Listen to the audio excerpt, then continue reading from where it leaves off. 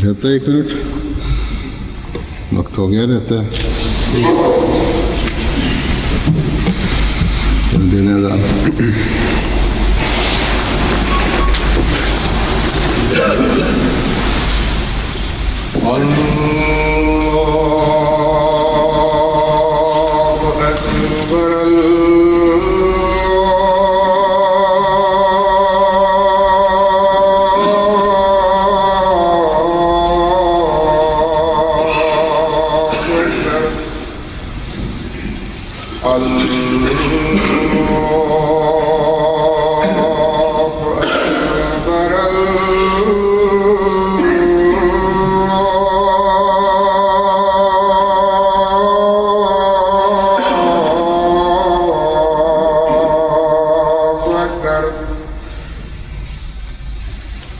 أشهد أن لا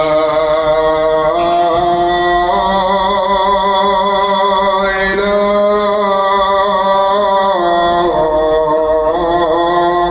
إلا الله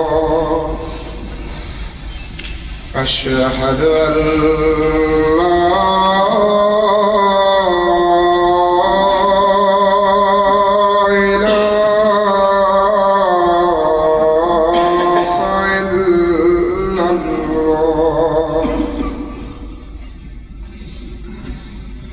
أشهد أن محمدًا رسول الله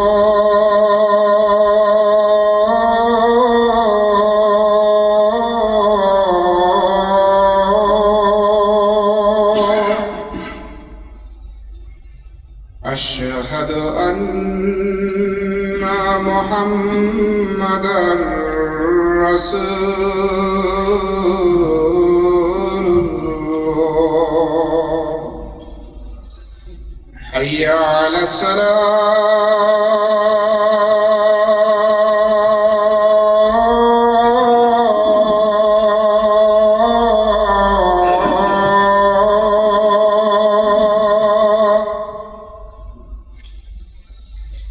حي على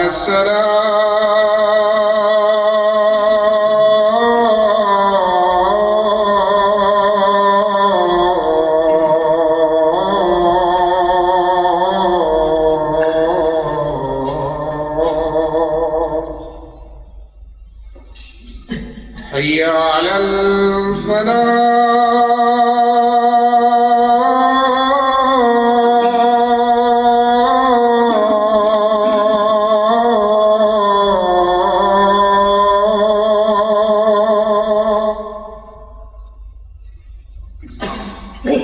حي على الفلاح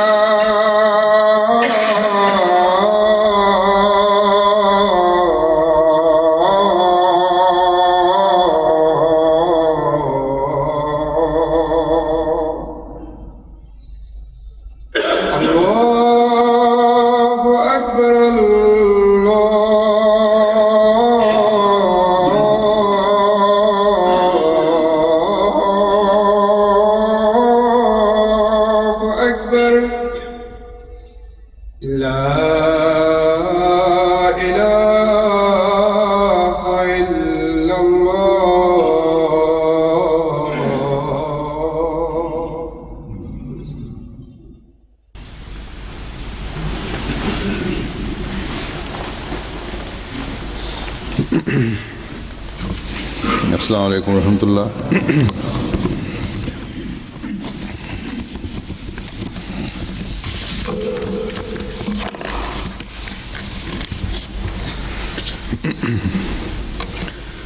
أشهد أن لا إله إلا الله وحده لا شريك له وأشهد أن محمدا عبده ورسوله. أما بعد فأعوذ بالله من الشيطان الرجيم. بسم الله الرحمن الرحيم. الحمد لله رب العالمين الرحمن الرحيم مالك يوم الدين. إياك نعبد وإياك نستعين.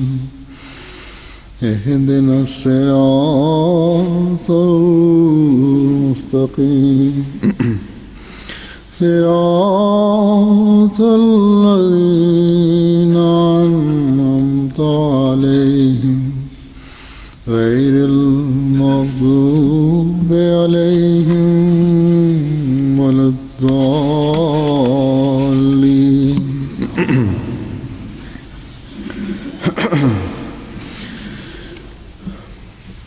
گزشتہ تقریباً 1.25 ماہ سے میں لندن سے UK سے باہر رہا.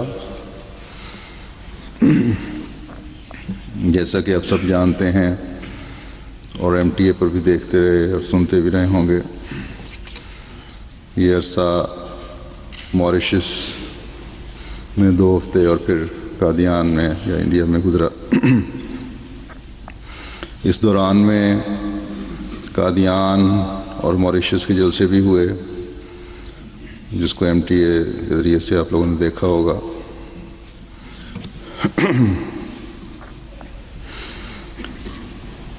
2005 میں اللہ تعالیٰ کے فضل سے تقریباً 10 ملکوں کے جلسوں میں شمولیت کی توفیق ملی، جس میں پہلا جلسہ اسپین کا تھا اور آخری قادیان کا. الحمدللہ اس سال میں بھی جو گزرا ہے سال، ہم نے اللہ تعالیٰ کے فضلوں کی بارش دیکھی. ہر روز جو جماعت احمدیہ پر طلوع ہوتا ہے اس میں ہم اللہ تعالیٰ کے فضلوں کے نظارے نئی شان سے دیکھتے ہیں، اور یہ سب کچھ اللہ تعالیٰ کے حضرت مسیح موعود علیہ السلام سے کیے گئے وعدوں کے مطابق ہے.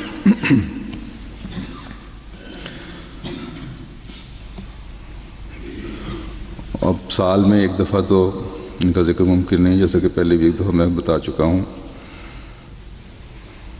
بلکہ وقفے سے بھی اگر ذکر کیا جائے تو تب بھی اللہ تعالیٰ کے فضلوں کے نظارے نہیں دکھائے جا سکتے. بہرحال عام طور پر سفر کے بعد لوگوں کی خواہش کے مطابق سفر کے کچھ حالات بیان کرتا ہوں.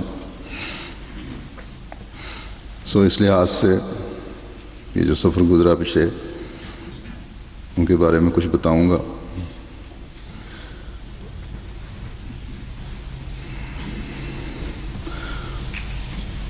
مختصراً سفر کے واقعات کے دوران، سفر کے جو حالات ہیں ان کے دوران ہی بعض واقعات کا بھی ذکر ہو جائے گا. اس دورے کا پہلا سفر تقریباً 2 ہفتے کا ماریشس کا تھا۔ ماریشس ایک چھوٹا سا جزیرہ ہے، اس کی آبادی تقریباً 12-13 لاکھ ہے۔ اس ملک کی اکثریت جو ہے یہ مذہبی لحاظ سے ہندو ہے۔ مسلمانوں کی آبادی تقریباً 16-17% ہے، اور احمدی چند ہزار ہیں اس ملک میں۔ لیکن یہ چند ہزار احمدی بھی ماشاء اللہ جوش و جذبے اور اخلاص اور وفا سے بھرے ہوئے ہیں، اس لیے نمایاں نظر آتے ہیں۔ جب میں ایئرپورٹ پر اترا ہوں تو بہت بڑی تعداد عورتوں، بچوں، مردوں کی استقبال کے لیے کھڑی تھی۔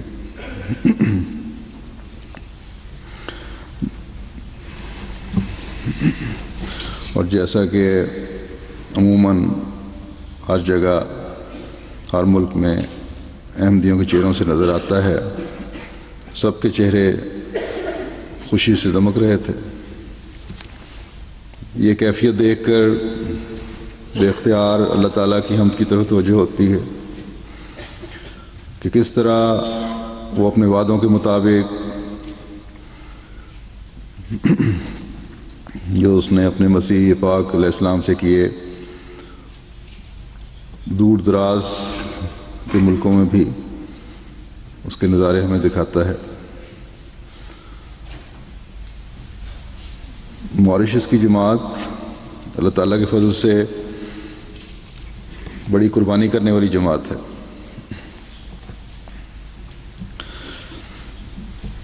پہلے بھی میں وہاں ذکر کر چکا ہوں کہ اللہ تعالیٰ کے فضل سے مساجد بنانے کی طرف ان کی بہت توجہ ہے،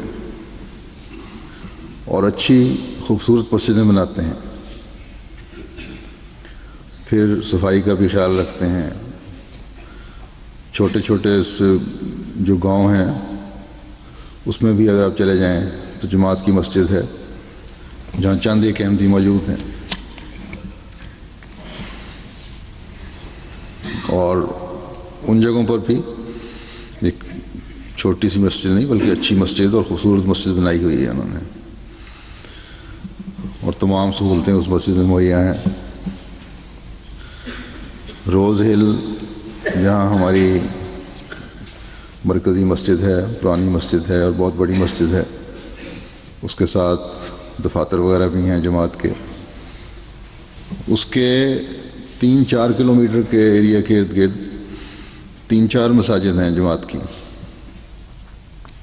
جس طرح روا یا قادیان میں ہر محلے میں مسجد بنی ہوئی ہے، یہاں بھی چھوٹی چھوٹی جگہوں پر مسجدیں انہوں نے بنائی ہوئی ہیں، جہاں بھی کوئی تھوڑی سی آبادی ہے احمدیوں کی وہاں مسجد بنی ہوئی ہے۔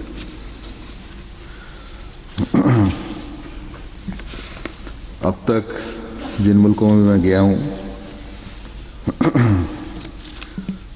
بلکہ جہاں نہیں بھی گیا وہاں بھی میرے خیال میں اس طرح مساجد بنانے کی طرف توجہ نہیں ہے جس طرح ماریشس میں ہے۔ اللہ تعالیٰ ان لوگوں کو ہمیشہ مساجد کو آباد رکھنے کی بھی توفیق عطا فرماتا چلا جائے۔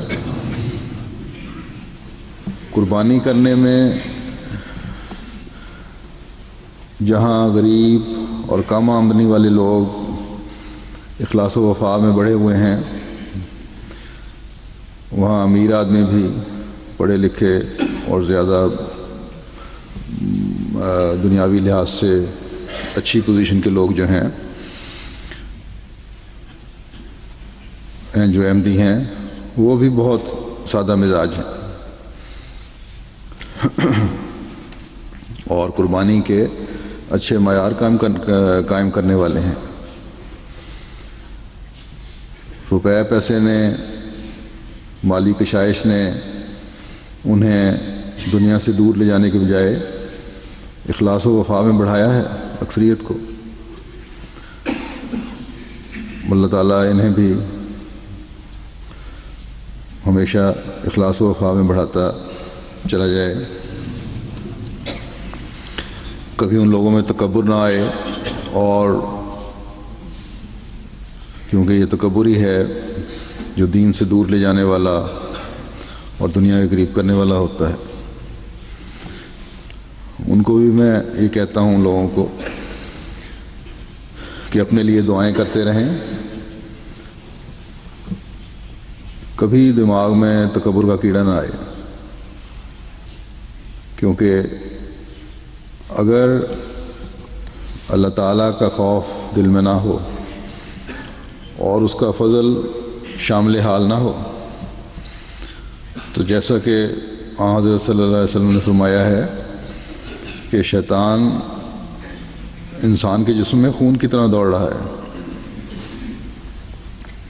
جس طرح جب جسم کمزور ہو تو بعض چھپی ہوئی بیماریاں حملہ کر دیتی ہیں، اسی طرح اگر اللہ تعالیٰ کا فضل شامل حال نہ ہو، اس کے آگے جھکنے والے نہ ہوں، تو شیطان بھی فوری طور پر حملہ کرتا ہے۔ بس جتنے اللہ تعالیٰ کے فضل زیادہ ہوں اتنی ہی زیادہ استغفار کی ضرورت ہے، اس کے آگے جھکنے کی ضرورت ہے۔ اللہ تعالیٰ ہر ایک کو اپنے فضلوں کے سائے میں رکھے۔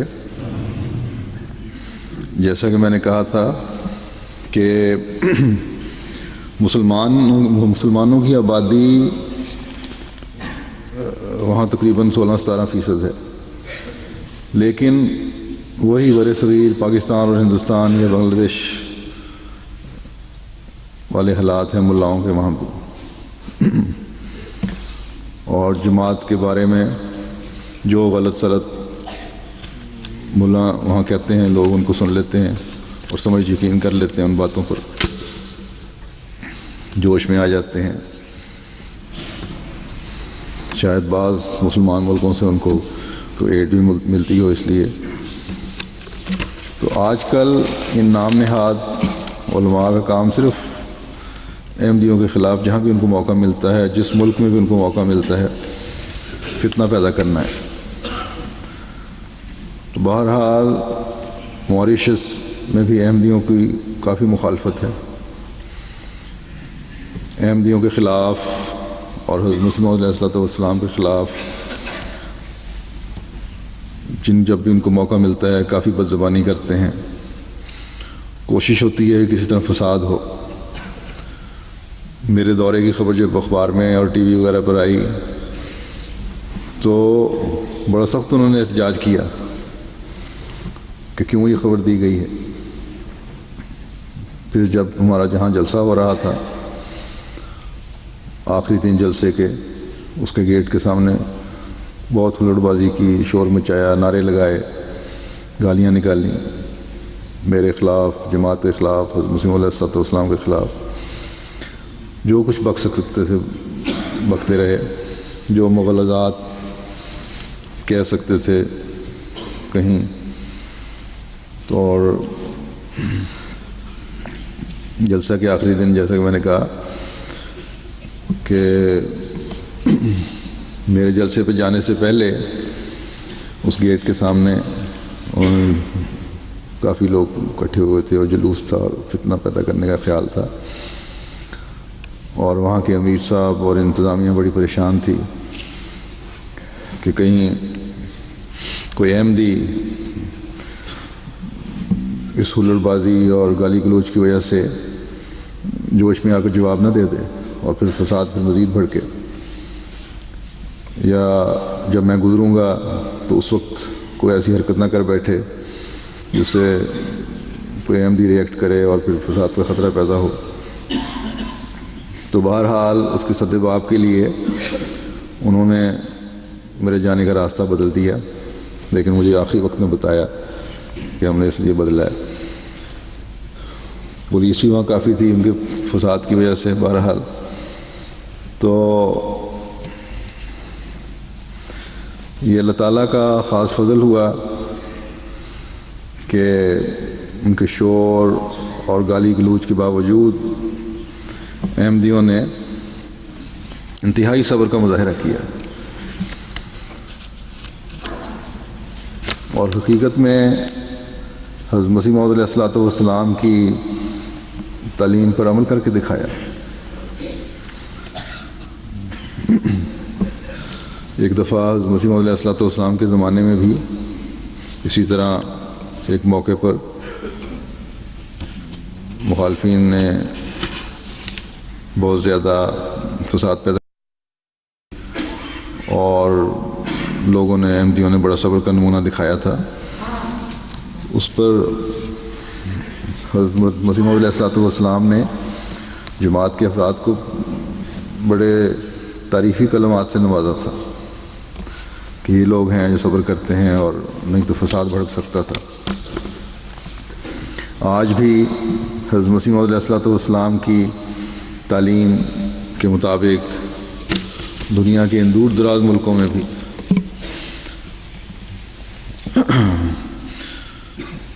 اللہ تعالیٰ جماعت کے افراد کو صبر کے نمونے دکھانے کی توفیق عطا فرما رہا ہے۔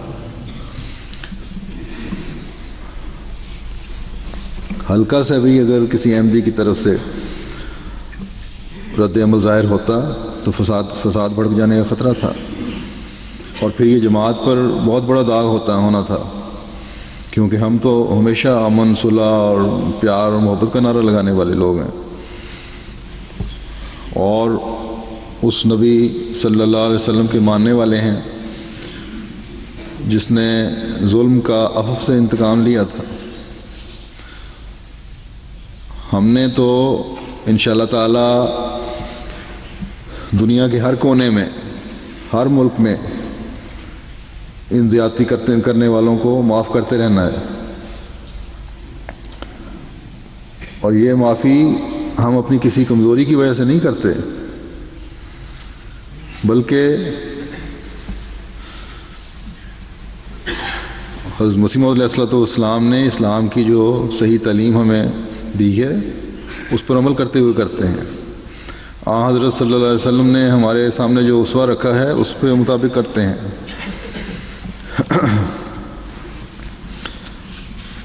یہ تو کبھی یہ مخالفین ہیں کسی احمدی کا دل چیر کر دیکھیں اگر نظر آ سکے کہ کس طرح احمدی صبر اور حوصلے کا مظاہرہ کر رہے ہوتے ہیں ایسے حالات میں۔ بس ہمیشہ ہر احمدی کو یہ یاد رکھنا چاہیے کہ یہ صبر کا نمونہ انہوں نے دکھانا ہے اور دکھاتے چلے جانا ہے، اور ہمیشہ آپ کا یہ طرح امتیاز ہونا چاہیے کہ قانون کو کبھی اپنے ہاتھ میں نہیں لینا۔ لیکن اگر کبھی قانون کو لاگو کرنے والے اگر یہ کبھی کہیں کہ خود سنبھال لو، تو احمدی اللہ کے فضل سے ان فتنوں کو 1 منٹ میں ختم بھی کر سکتا ہے۔ تو کبھی یہ غلط فہمی نہ ہمارے دل میں ہے نہ مخالفین کے دل میں ہونی چاہیے کہ ہم کسی کمزوری کی وجہ سے صبر کرتے ہیں۔ تو بہرحال یہ مولوی لاؤڈ سپیکر پر گندے نعرے لگاتے رہے، گالیاں بکتے رہے۔ جس جگہ یہ لوگ گیٹ کے باہر کھڑے ہو کے نعرے لگا رہے تھے سڑک پر، وہاں سے بعض سرکاری افسران جن کو مدعو کیا گیا تھا، بلایا گیا تھا جلسے پر، وہ بھی گزر کے آ رہے تھے۔ دوسرے معزز لوگ بھی آ رہے تھے جن میں سے غیر مسلم بھی تھے۔ تو بہرحال یہ بھی ان کی ضرورت ہے کہ باوجود اس ہنگامے کے انہوں نے پرواہ نہیں کی اور اس جگہ سے گزر کے ہمارے جلسے میں شامل ہوئے۔ یہ مولوی کافی دیر تک انتظار کرتے رہے میرے آنے کا، لیکن جب کافی دیر ہو گئی تو نعرہ لگا دیا کہ احمدی اور خلیفہ ڈر گیا ہے اور اس نے نہیں آنا، اس لیے چلو واپس۔ تو بہرحال کیونکہ اس وقت کچھ نماز کا وقت بھی تھا، کچھ خاموشی بھی تھوڑی دیر کے لیے ہو گئی تھی، لیکن اتفاق سے جب انہوں نے یہ اللہ تعالیٰ کی تقدیر تھی، جب یہ نعرہ لگایا ہے تو اسی وقت اندر جو چند آدمی بیعت کے لیے آئے ہوئے تھے وہ بیعت شروع ہو گئی، اور لاؤڈ اسپیکر پہ جو آواز باہر نکلی تو کافی شرمندہ ہوئے ہوں گے، یا شرمندہ تو ان کے لیے لفظ نہیں استعمال ہو سکتا، کچھ اور لفظ ہونا چاہیے۔ بہرحال تو ان کو یہ تسلی ہو گئی کہ میں اندر ہوں، اب یہ بڑے پریشان تھے کہ آیا کس طرح. تو تھوڑی دیر بعد بہرحال ان کی یہ گالیاں گولیاں بند ہو گئیں. تو امیر صاحب کہنے لگے کہ یا تو تھک گئے ہیں بول بول کر، کیونکہ جب جواب نہ دیا جائے تو آخر کسی وقت تو تھکنا ہے نا انہوں نے، یا شرمندہ ہو کے چلے گئے ہیں. پھر جب جلسہ شروع ہوا، جلسے کی کارروائی، اور میں نے اپنی تقریر میں محبت، پیار اور بھائی چارے کی باتیں کیں، تو جو غیر مہمان آئے ہوئے تھے ان کے چہروں سے صاف لگ رہا تھا کہ یہ تو بالکل اور دنیا ہے. باہر ہم کیا سن کر آ رہے تھے اور یہ کیا کہہ رہے ہیں، بلکہ یہی سوچ رہے ہوں گے کہ ان باتوں کا ذکر تک نہیں کیا کہ باہر کوئی شور بھی پڑ رہا ہے کہ نہیں. کئی تقریر کے بعد پھر کئی مہمان میرے پاس آئے اور انہوں نے شکریہ ادا کیا کہ آپ بڑی خوبصورت تعلیم دیتے ہیں. مولویوں کے نعروں کے باوجود بھی بعض غیر احمدی مسلمان جو تھے شرفا، وہ بھی وہاں شامل ہوئے تھے اور مجھے جلسے کے بعد ملے بھی اور بڑی تعریف کی. ایک تو صاحب تھے جو حلیے سے بالکل بڑے کٹر قسم کے مولوی لگ رہے تھے، میں سمجھ لیا کوئی شرارت کی نیت سے آئے ہیں، لیکن بڑی شرافت سے باتیں کی اور شکریہ ادا کر کے گئے. تو حضرت مسیح موعود علیہ الصلوۃ والسلام سے تو اللہ تعالیٰ کا وعدہ ہے پیغام پہنچانے کا. یہ لوگ جتنا مرضی دوسروں کو ڈرانے کی کوشش کریں یا ہمیں ڈرانے کی کوشش کریں، اللہ تعالیٰ اپنے کام کرتا چلا جاتا ہے، اس کو ان لوگوں کی کوڑی کی بھی پرواہ نہیں.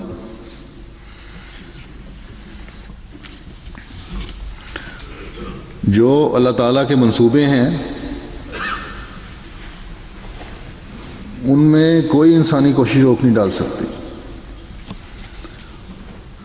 اور اپنے وقت پر انشاءاللہ تعالیٰ اس کے نتیجے بھی ظاہر ہوتے چلے جائیں گے. پھر وہاں کے صدر صاحب جو تھے ہندو ہیں، بڑے شریف آدمی ہیں ملک کے، ان سے ملاقات ہوئی.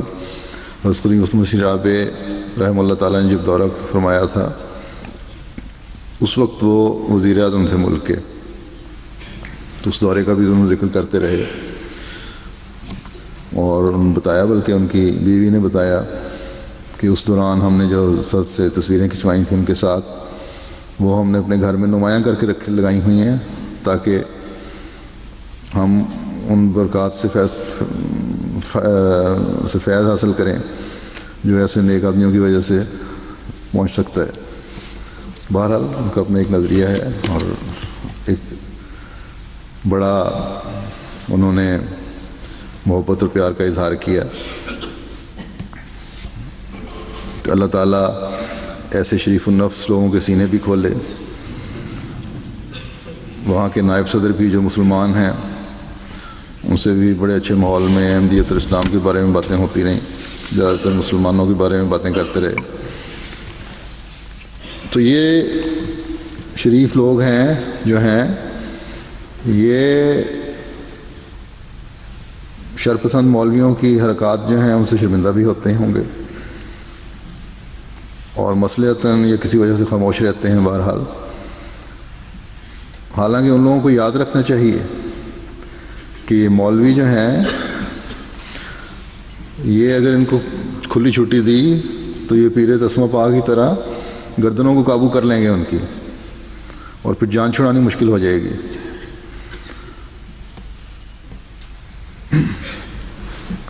صرف پاکستان میں نہیں، نمونے ہمارے سامنے ہیں. جہاں بھی کھلی چھٹی ان کو دی گئی ہے وہاں یہ اسی طرح کی کوششیں کرتے ہیں اور کریں گے اور اپنی فطرت دکھائیں گے. ہمارے ساتھ تو اللہ تعالیٰ کے وعدے ہیں، ہمارا تو یہ کچھ نہیں بگاڑ سکتے. جماعت تو اللہ تعالیٰ کے فضل سے مخالفت کے باوجود دنیا میں ہر جگہ بڑھ رہی ہے، لیکن جن حکومتوں نے بھی ان کی پشت پناہی کی ہے یا ان سے مدد لی ہے ان کے لیے ہمیشہ ابتلا ہی آیا ہے. جس طرح خلیفۃ المسیح رابع رحمہ اللہ تعالیٰ نے ایک دفعہ فرمایا تھا کہ اگر پاکستان کی حکومت نے ان سے جان نہ چھڑائی تو یہ پھر کبھی نہیں چھوڑیں گے، اور وہی ہو رہا ہے آج کل۔ اب حکومت بھی مشکل میں ہے، اور وہ مغربی ممالک جو اپنے مفاد کے لیے ان کو آگے لائے تھے وہ بھی پریشانی کا اظہار کرتے ہیں۔ اب ان کو اپنی پڑی ہوئی ہے، لیکن اب ان سے جان چھٹتی نظر نہیں آ رہی۔ اگر گہرائی میں جائزہ لیں تو ان لوگوں کی وجہ سے ہی ملک کی ترقی جو ہے کئی سال پیچھے ہو چکی ہے۔ اسی طرح اب دوسری مسلمان دنیا میں ہو رہا ہے، جس طرح میں نے کہا پہلے بھی۔ اگر ان ملکوں نے اپنے ذہنوں کو روشن نہ کیا اور ملائیت کو سیاست اور حکومت سے علیحدہ نہ کیا تو ان تمام ملکوں کے امن برباد ہو جائیں گے، اور یہ ترقی نہیں کر سکیں گے پھر کبھی، بلکہ یہ اب عمل شروع بھی ہو چکا ہے، نظر آ رہا ہے دنیا کو۔ ابھی بھی مسلمان ملکوں کو، حکومتوں کو عقل کے ناخن لینے چاہیے۔ بہرحال جیسا کہ میں نے کہا کہ ہم جو ہے، ہم پر تو، جماعت احمدیہ پر تو اس مخالفت کا کوئی اثر نہیں ہوتا، نہ ہوگا انشاءاللہ۔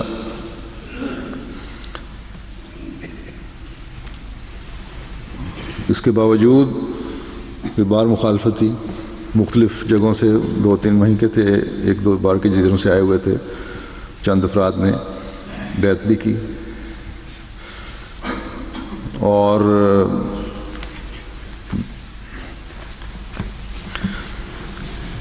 اس کے بعد بیعت کے بعد وہیں ملاقاتیں تھیں، تو ایک غیر جماعت لڑکا اپنے ایک احمدی دوست کے ساتھ ملاقات کے لیے آیا،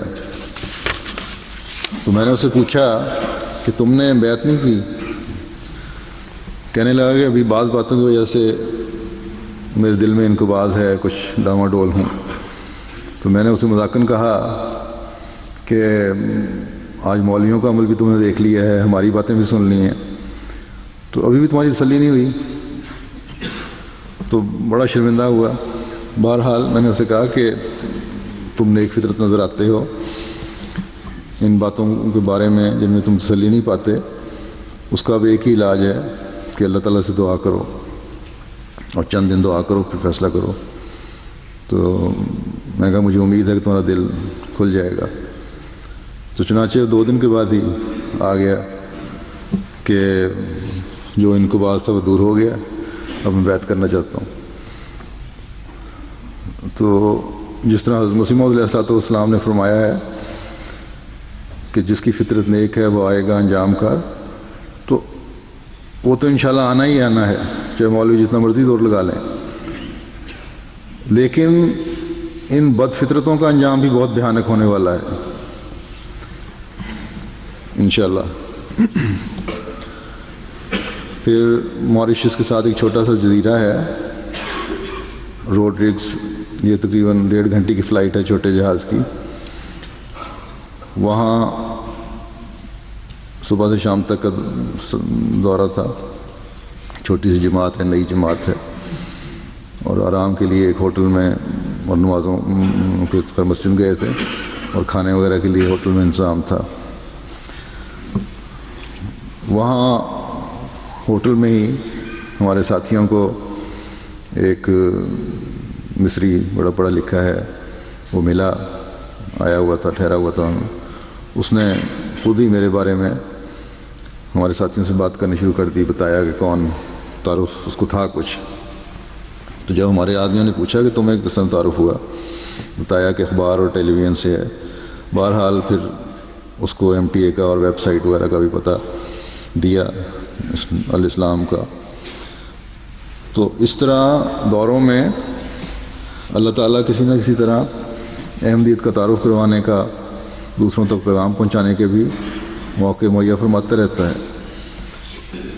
پھر اس جزیرے کے گورنر جو تھے، پہلے وہ پادری تھے لیکن بعد میں سیاست میں آ گئے، ان کو بھی جماعت کے بارے میں بڑی تفصیل سے باتیں ہوتی رہیں، پیغام پہنچایا۔ پھر مختلف جگہوں پر موریشس میں بھی جہاں بھی چھوٹا سا جزیرہ ہے سیر کا پروگرام بھی بنایا، وہاں مختلف ملکوں سے ٹورسٹ آئے ہوتے ہیں، وہ بھی تعارف حاصل کرنے کی کوشش کرتے تھے۔ اللہ تعالیٰ ہی ہے جو ان کی توجہ اس طرف پھیرتا تھا، خود آتے تھے، تعارف حاصل کرنے کی کوشش کرتے تھے، بعض تصویر کھنچوانے کی خواہش ظاہر کرتے تھے۔ تو مختصراً یہ کہ احمدیت کا پیغام پہنچانے کی بھی توفیق وہاں مجھے یا وفد کے افراد کو کسی نہ کسی طرح ملتی رہی۔ روڈرکس جزیرہ جو ہے چھوٹا سا، اس کا میں نے ذکر کیا ہے، یہاں بالکل نئی جماعت ہے، ایک مسجد ہے اور ایک نئی مسجد کی بنیاد رکھی ہے وہاں میں نے۔ تو بالکل چھوٹا سا جزیرہ ہے، تقریباً کچھ 36,000 کی آبادی ہے، اور اکثریت یہاں جو احمدی ہوئے ہیں وہ غریب لوگ ہیں۔ یہ پہلے پورا جزیرہ عیسائیوں کا تھا، اب وہاں کچھ احمدی بھی آ گئے ہیں، تو تربیتی لحاظ سے وہ بھی کمزور ہیں، ان کے جائزہ بھی لینے کی توفیق ملی، پروگرام بنے کہ کس طرح ان کو بہتر کرنا ہے۔ بہرحال یہ لوگ بیعت کرنے کے بعد اخلاص میں بڑھ رہے ہیں۔ وہاں جا کر شدید خواہش پیدا ہوئی اور دعا بھی ہوئی کہ چھوٹا سا جزیرہ ہے، اس کو جلد سے جلد احمدیت کی آغوش میں لانے کی پورے جزیرے کو کوشش کرنی چاہیے۔ تو بہرحال چھوٹے جزیرے ہوں یا بڑے ہوں، چھوٹے ملک ہوں یا بڑے ملک ہوں، ان کی اکثریت نے انشاءاللہ تعالی احمدیت اور حقیقی اسلام کی آغوش میں آنا ہی آنا ہے۔ اللہ تعالیٰ ہمیں اپنی زندگیوں میں وہ نظارے دکھائے جہاں احمدیت کا غلبہ دیکھیں۔ موریشس میں جماعت نے ایک ریسیپشن کا انتظام کیا ہوا تھا ایک ہوٹل میں، تو جس میں وہاں کے معززین اور آئے ہوئے تھے، سرکاری افسران آئے ہوئے تھے، نائب وزیر اعظم بھی وہاں آئے ہوئے تھے۔ ان کے آباء و اجداد یہاں سے میرا خیال ہے آئرلینڈ سے ہی گئے ہوئے یا اسکاٹ لینڈ سے، کچھ چار نسلیں پہلے گئے ہوئے ہیں، وہیں آباد ہیں۔ وہاں بھی توفیق ملی ریسیپشن میں اسلام کی تعلیم کی، پیار اور محبت کی بتانے کی۔ نائب وزیر اعظم جو تھے وہ بڑی دلچسپی سے بعد میں کافی دیر، آدھا پونا گھنٹہ، اسلام کے بارے میں، جماعت کی تعلیم کے بارے میں، احمدیوں اور غیر احمدیوں کے فرق کے بارے میں کافی سوال جواب کرتے رہے، تو اچھی گفتگو چلتی رہی ان سے۔ تو دوروں میں جیسا کہ میں نے کہا ہے کہ ہر طبقے کو پیغام پہنچانے کا موقع مل جاتا ہے۔ ویسے تو شاید ایک عرصہ لگے اگر روٹین کے مطابق ہی کام چل رہا ہو یہ پیغام پہنچانے کا، کیونکہ میڈیا بھی بہت کوریج دے رہا ہوتا ہے، بہت سارے لوگوں کو پتہ جاتا ہے، لاکھوں کی تعداد میں پیغام پہنچ جاتا ہے۔ موریشس دنیا کا کنارہ بھی کہلاتا ہے، تو اس لحاظ سے بھی اللہ تعالیٰ نے ایسے سامان وہاں پہنچائے کہ اس جزیرے کے لوگوں کو بھی اور دوسری دنیا سے آئے ہوئے لوگوں کو بھی اس کنارے میں پہنچ کر پیغام پہنچانے کی توفیق ملی۔ ہمارا کام تو آواز دینا ہے۔ اللہ تعالیٰ سب کے سینے کھولے کہ اسلام کی خوبصورت تعلیم کو پہچان سکیں۔ بہرحال موریشس کا دورہ بھی اور جلسہ بھی اللہ تعالیٰ کے فضل سے بڑا کامیاب رہا۔ بعض باتیں یاد بھی نہیں رہتی، ریکارڈ میں ہوں گی، بہرحال آہستہ آہستہ بعض باتیں یاد آتی ہیں۔ تو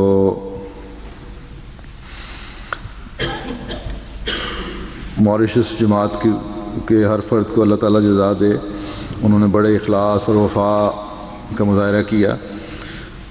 کئی ڈیوٹی دینے والے کئی دن تک صرف معمولی نیند لیتے تھے، شاید 1-2 گھنٹے سوتے ہوں۔ جس دن انہوں نے واپس آنا تھا وہ فلائٹ رات کو 2:30 بجے تھی، تو نماز مغرب و عشاء کے بعد میں نے وہیں خدا حافظ کہہ دیا لوگوں کو مسجد میں ہی کہ رات کو تو بہرحال ایئرپورٹ پہ کوئی نہیں آئے گا. لیکن میری حیرانی کی انتہا نہ رہی جب میں پہنچا ہوں 2 بجے ایئرپورٹ پہ، تو اس طرح لوگ اکٹھے تھے جس طرح دن میں اکٹھے ہوئے ہوتے ہیں، بچے بھی، عورتیں بھی، بوڑھے بھی، مرد بھی، جوان بھی. مجھے بتایا گیا کہ رات 1 بجے سے یہ لوگ آنا شروع ہو گئے تھے، اور بچے بھی بالکل فریش تھے، کوئی اثر نہیں تھا کہ نیند آئی ہوئی ہے رات کو.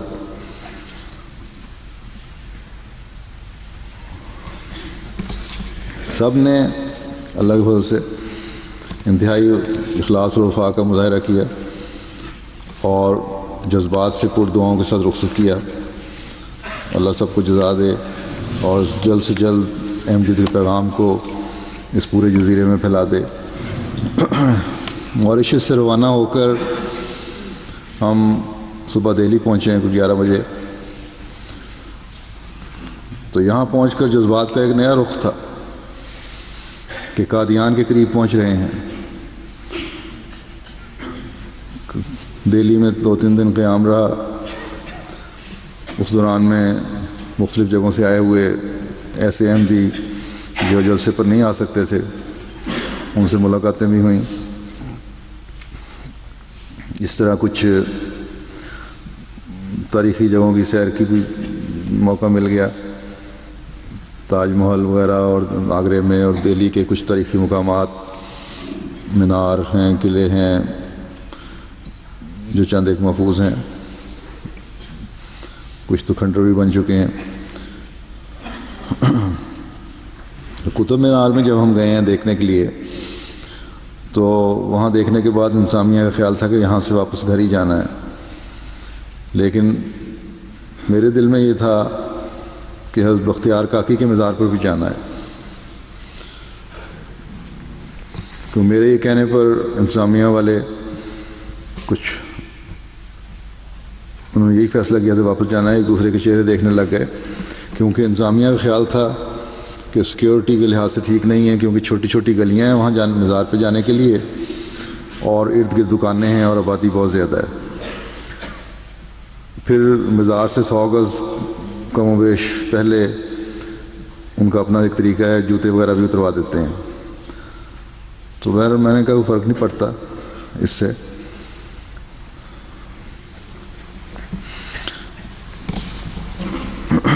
تو وہاں چلتے ہیں. جب ہم مزار پہ پہنچے ہیں تو خیر گلیوں میں سے گزر کے ہم وہاں پہنچے، جوتے اتروائے. کچھ خواتین بھی ہماری ساتھ تھیں گھر کی، لیکن ایک جگہ آ کے انہوں نے عورتوں کو تو روک دیا کہ اس سے آگے عورتوں کو جانے کی اجازت نہیں. جب انہوں نے پوچھا کہ کیا وجہ ہے، تو یہ کہا کہ بزرگ یہی ہمیں کہتے آئے ہیں کہ اس سے آگے عورتیں نہیں جا سکتی. بہرحال کہاں سے روایت یہ لی، کیوں نہیں جا سکتے یہ پتہ نہیں. ہم گئے، مرد بہرحال آگے چلے گئے مزار تک. وہاں جا کے دعا کر رہے تھے. کچھ لوگ دوسرے بھی پہلے وہاں دعا میں لگے ہوئے تھے. جالی کے ساتھ ہی میں نے دیکھا کہ کچھ عورتیں ہیں جو مسلمان نظر نہیں آ رہی تھیں لیکن دعاؤں میں لگی ہوئی تھیں. تو جو قبر پہ دعا کرنے والے بھی تھے ان کو بھی دیکھ کر یہ لگتا تھا کہ بجائے ان بزرگ کے لیے دعا مانگنے کے لیے اور اپنے لیے دعا مانگنے کے لیے، یہ تو اس بزرگ سے مانگ رہے ہیں، یہاں تو کچھ شرک چل رہا ہے. تو بہرحال وہاں اس دیکھ کر یہی دعا کی، یہ خیال آیا کہ اے اللہ جو شخص تیرا عبد بنا، تیرا بندہ بننے کی کوشش کرتا رہا، اسے یہ لوگ شرک کا ذریعہ بنا رہے ہیں. ان مسلمانوں کو بھی عقل اور سمجھ دے تاکہ وہ تیری پہچان کر سکیں.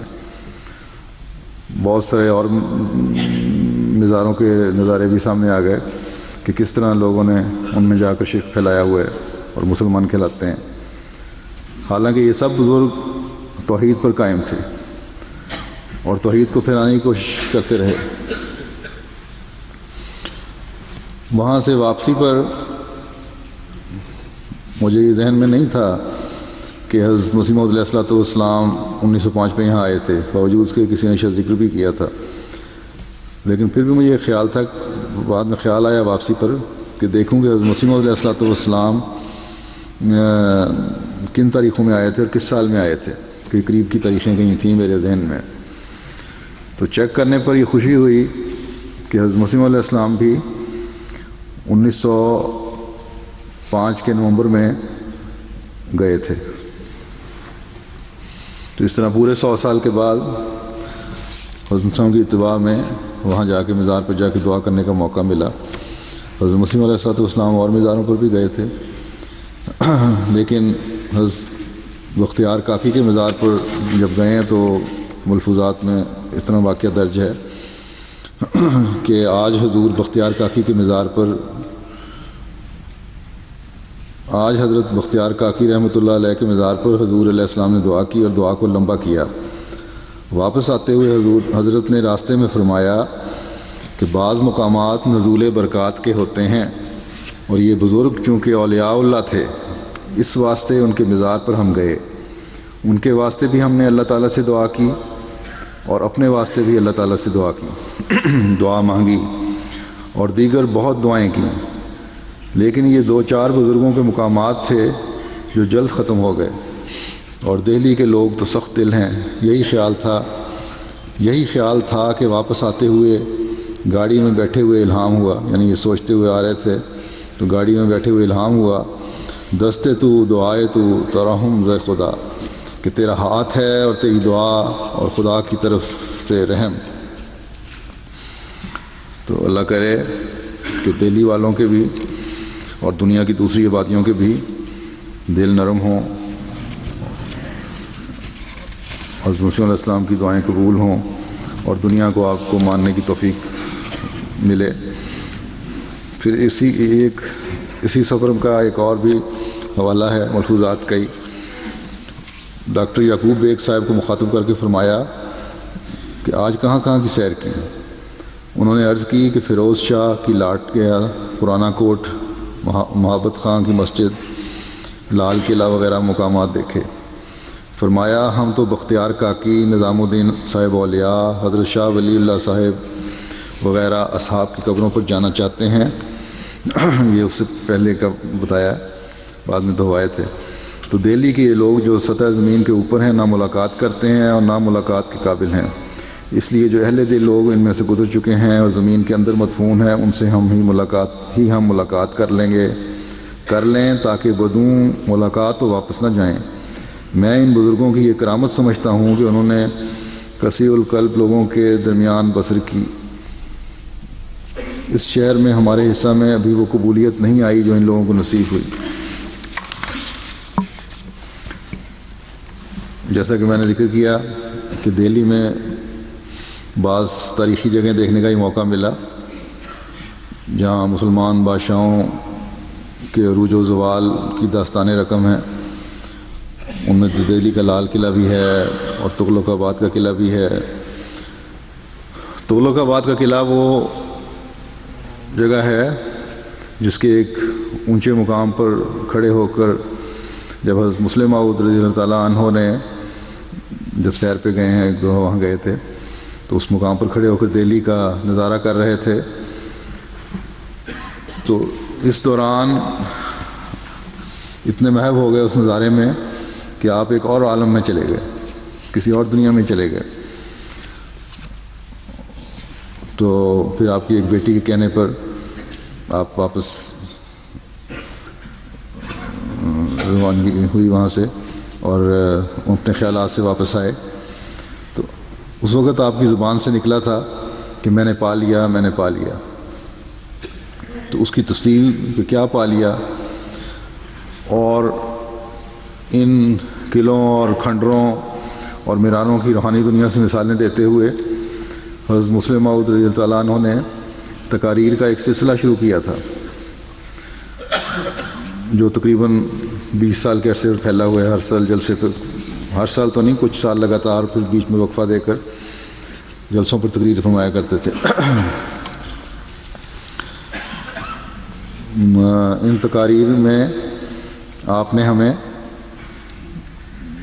روحانی دنیا کی سیر کروائی ہے اور پھر ہماری ذمہ داریوں کی طرف بھی توجہ دلائی ہے.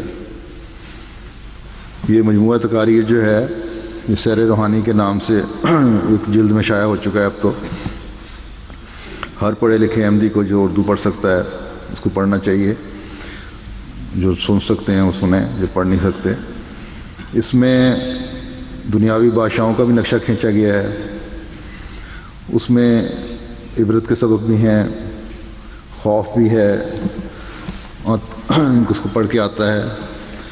اور ساتھ ہی عالم روحانیت کی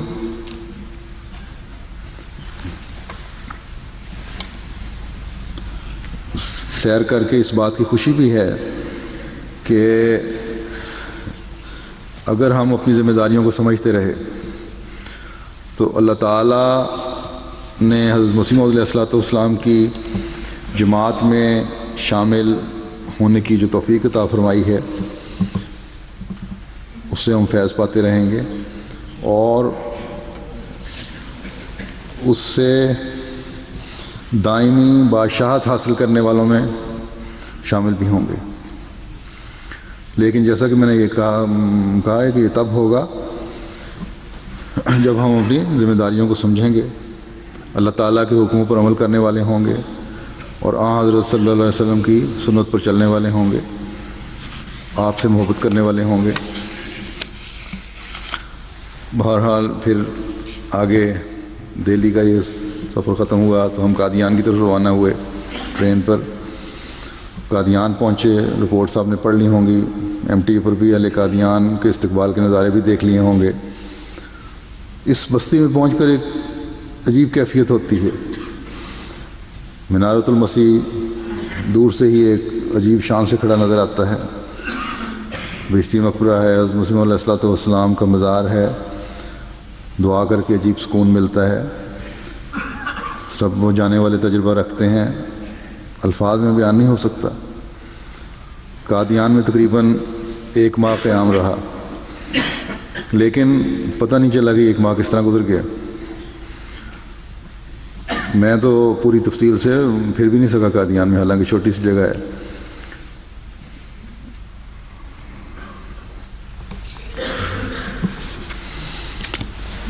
اس سلسلے میں جیسے کہ میں نے کہا تھا شروع میں کہ عموماً لوگ امید رکھتے ہیں کہ واقعات سفر کے حالات سنائے جائیں، لیکن قادیان کے سفر کے حالات جو ہیں وہ تو ایک حال دل کی کہانی ہے جو سنائی نہیں جا سکتی. بہرحال مختصر یہ کہ یہ جو اب تک میں نے دورے کیے ہیں، سفر کیے ہیں، ان میں پہلا سفر ہے جس کی یاد ابھی تک بے چین کرتی ہے. باقی ہے عجیب نشہ ہے حضرت مسیح موعود علیہ السلام کی اس بستی کا. اس میں اس سے زیادہ کہنا کچھ مشکل ہے.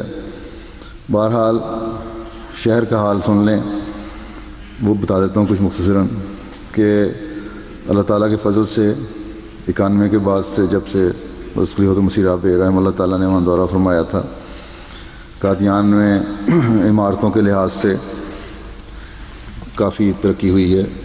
کچھ پرائیویٹ لوگوں نے بھی گھر بنائے، وہاں کی آبادی نے بھی گھر بنائے، جماعت کی بھی عمارات بنی، کافی پھیل گیا ہے. لیکن اس کے باوجود وہاں کے رہنے والے احمدیوں کی اکثریت جو ہے، حالات کی بہتری کے باوجود ان میں ابھی تک سادگی پائی جاتی ہے. اس لیے میں انہیں یہی زور دیتا رہا ہوں کہ اس سادگی اور سکون کو جو ابھی تک ان درویشوں کے اثر سے قائم ہے جنہوں نے شاعر اللہ کی حفاظت کی خاطر اپنی گھر بار، جائیدادیں، رشتہ داریاں چھوڑی ہیں، ان کے بچے اسے یاد رکھیں اور اس کی جگالی کرتے رہیں. اور پھر نئے آنے والے بھی جو وہاں آ کر آباد ہو رہے ہیں، اب اس بستی کے تقدس کو قائم رکھنے کی کوشش کریں. کئی نو مسلم نوآئے ہیں، بعض معلمین کلاس میں بھی داخل ہوئے ہیں، جامعہ میں بھی داخل ہوئے ہیں، لیکن باوجود اس کے ان کو دینی تعلیم وغیرہ بھی حاصل کر رہے ہیں. لیکن جماعتی روایات کا پوری طرح علم نہیں ہے اور تعلیم کا بھی علم نہیں پوری طرح، تو ان کو چاہیے کہ پڑھنے کے ساتھ ساتھ جماعتی روایات کو اور قادیان کے تقدس سے بھی پوری طرح واقف ہوں اور اس کو اپنے اندر جذب کریں یا اپنے آپ کو اس ماحول میں جذب کرنے کی کوشش کریں جو حضرت مسیح موعود علیہ الصلوۃ والسلام کی اس بستی کا ہونا چاہیے۔ بہرحال اکثریت جیسا کہ میں نے کہا تھا سادہ ہے، سادگی پر قائم ہے اور سکون اور امن قائم کرنے والے ہیں، اخلاص و وفا میں بڑے ہوئے ہیں، اللہ تعالیٰ انہیں بڑھاتا چلا جائے۔ وہاں کی غیر مسلم آبادی نے بھی مہمان نوازی اور تعلق کا حق ادا کیا ہے، جس گلی کوچے میں سے بھی گزرے احمدیوں کے ساتھ غیر مسلموں کے چہروں سے بھی پیار اور تعلق کا اظہار ہوتا تھا۔ اللہ تعالیٰ ان سب کو جزا دے۔ وہاں قیام کے دوران جلسے کے 3 دن نہیں، وہ تو تقریروں کے 3 دن تھے، یوں لگ رہا تھا کہ پورا مہینہ ہی جلسے کا سا سما ہے اور رونق ہر وقت۔ کسی نے مجھے خط لکھا جو خود جلسے پہ گئے ہوئے تھے یہیں سے یورپ سے قادیان، کہ گلیوں اور سڑکوں پر جتنا رش تھا اور جو نظارے تھے MTA کے کیمروں نے اسے اس طرح دکھا نہیں سکے۔ وہ بات ان کی ٹھیک ہے، رش کے تو یہ حال تھا کہ گو سڑکیں چھوٹی ہیں لیکن اس کے باوجود یہ آبادی اتنی نہیں لگتی تھی جتنی وہاں سڑکوں میں پھنسی نظر آتی تھی۔ بعض وقت بالکل ٹریفک یا لوگوں کا چلنا رک جاتا تھا، بعض وقت یوں جیم پیک ہوئے ہوتے تھے۔ ہلنے کی بھی بعض لوگوں نے مجھے بتایا کہ بعض دفعہ اتنا رش تھا کہ سڑکوں پر چلتے چلتے ایک دم کوئی اگر روک آ جاتی تھی آگے تو ہلنے کی بھی گنجائش نہیں ہوتی تھی۔ تو بہرحال بچے، بوڑھے، مرد، عورتیں، قادیان کے مقامی یا ہندوستان کے دوسرے شہروں سے آئے ہوئے یا باہر کے ملکوں سے آئے ہوئے مہمان جو تھے، جس کے دل میں بھی جو بھی احمدی تھا اور احمدی جن کے دلوں میں بیٹھ چکی ہے، ہر ایک کے چہرے سے لگتا تھا کہ ان دنوں میں کسی اور دنیا کی مخلوق بنے ہوئے ہیں۔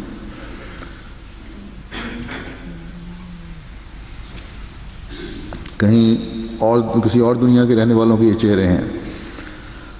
جلسے پر بعض دوسرے جزیروں سے، چھوٹے جزیروں سے ساتھ کے لمبا سفر کرتے ہوئے غریب لوگ پہنچے تھے۔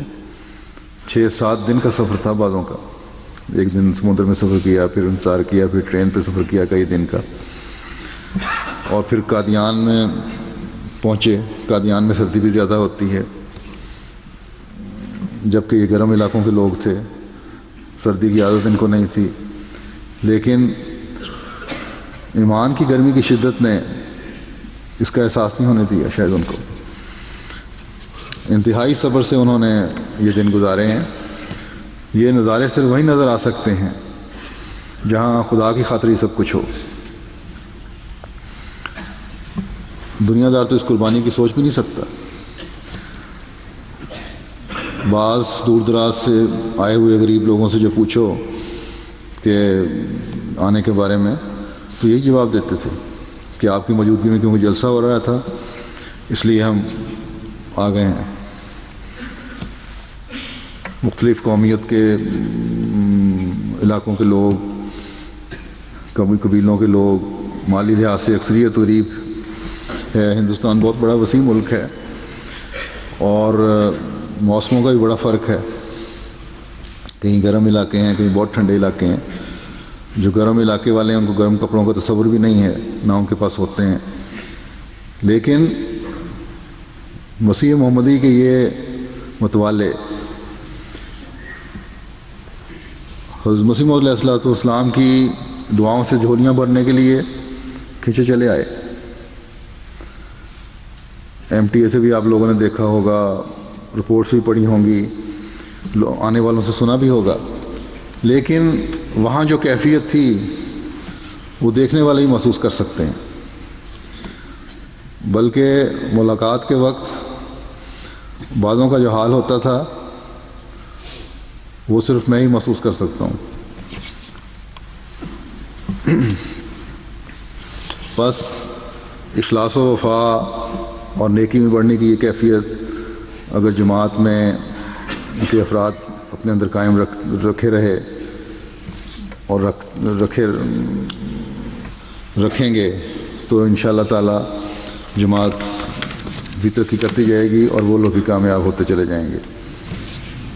قادیان کے جلسے پر پاکستان سے آنے والوں سے بھی ملاقاتیں ہوئیں، گو کہ زیادہ نہیں آ سکے لیکن 5000 سے زائد کے قریب آئے تھے وہاں سے بھی۔ ان لوگوں کے احساس محرومی اور جدائی کے بیان، جو جدائی ہے اس کو بیان نہیں کیا جا سکتا۔ بعض نہ آنے والوں نے خطوں میں بھی اور بعض جن کو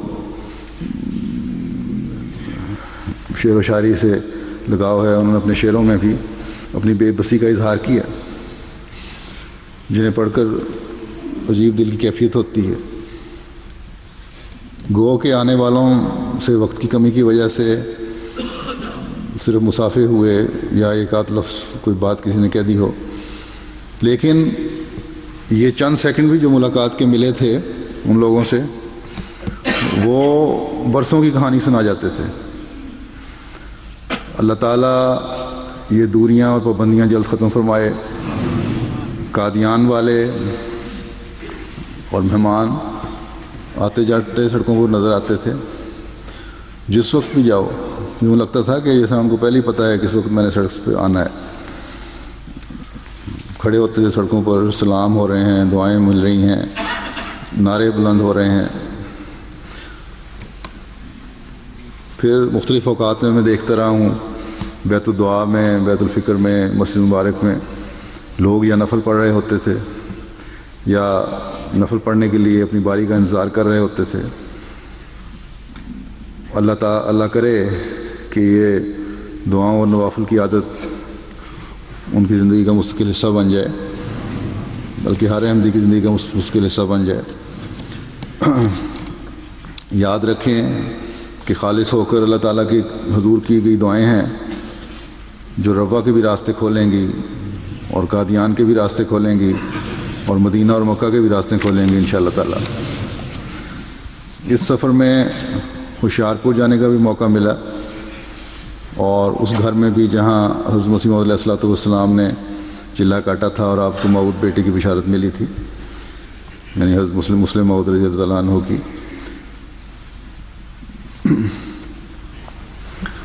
ایک عرصے سے اس عمارت کی تاریخی حیثیت، جماعتی حیثیت ہونے کے لحاظ سے کوشش تھی جماعت کی کہ اس کو خرید لیا جائے، تو چند سال پہلے اس کو جماعت کو خریدنے کی توفیق ملی، اس کو ٹھیک ٹھاک کرایا گیا ہے۔ تو وہاں ہوشیارپور جانے کا بھی موقع ملا اس سفر میں، اور اس کمرے میں دعا کی بھی توفیق ملی۔ مجھے بھی اور جو میرے ساتھی تھے، قافلے کے لوگ ساتھ گئے ہوئے ہمیں، اللہ تعالیٰ حضرت مسیح موعود علیہ السلام کی دعاؤں سے ہمیں ہمیشہ فیض یاب فرماتا رہے۔ جب قادیان پہنچا ہوں تو وہاں کے رہنے والوں کی آنکھوں سے خوشی کے آنسو نکل رہے تھے۔ جب واپس آ رہا تھا تو جدائی کے غم کے آنسو تھے۔ بس قادیان والوں سے بھی میں کہتا ہوں کہ اس جدائی کے غم کو دور کرنے کے لیے اور دوبارہ اور بغیر کسی روک کے ملنے کے لیے ان آنسوؤں کو ہمیشہ بہنے والا بنا لیں، اور اہل پاکستان بھی اور اہل روا بھی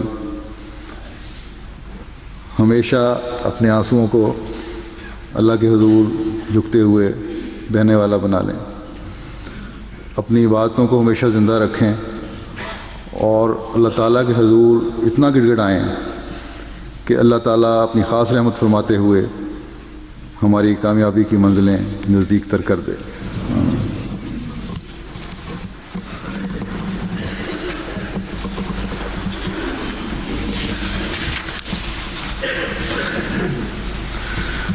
الحمد